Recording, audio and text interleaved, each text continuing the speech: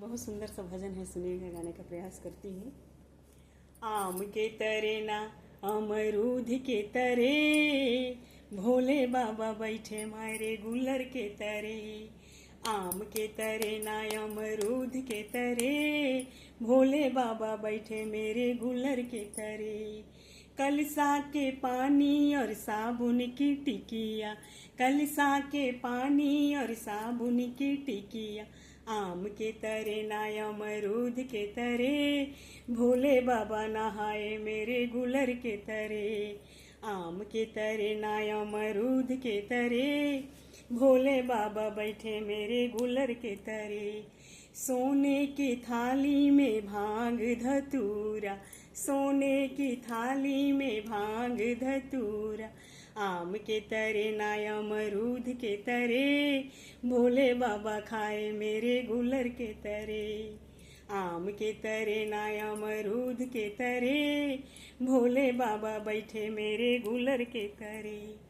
काशी के घाट पे धूनी रमाए, काशी के घाट पे रंग जमाए। आम के तरे ना अमरूद के तरे, भोले बाबा नाचे मेरे गुलर के तरे। आम के तरे ना अमरूद के तरे, भोले बाबा बैठे मेरे गुलर के तरे। चंदा के चांदनी में चौपड़ जमाए, चंदा के चांदनी में चौपड़ जमाए। आम के तरे ना अमरूद के तरे, भोले बाबा खेले मेरे गुलर के तरे। आम के तरे ना अमरूद के तरे, भोले बाबा बैठे मेरे गुलर के तरे। सोने के सेज मोती झालर के तकिया, सोने के सेज मोती झालर के तकिया। आम के तरे ना अमरूद के तरे, भोले बाबा सोए मेरे गुलर के तरे। आम के तरे ना अमरूद के तरे, भोले बाबा बैठे मेरे गुलर के तरे।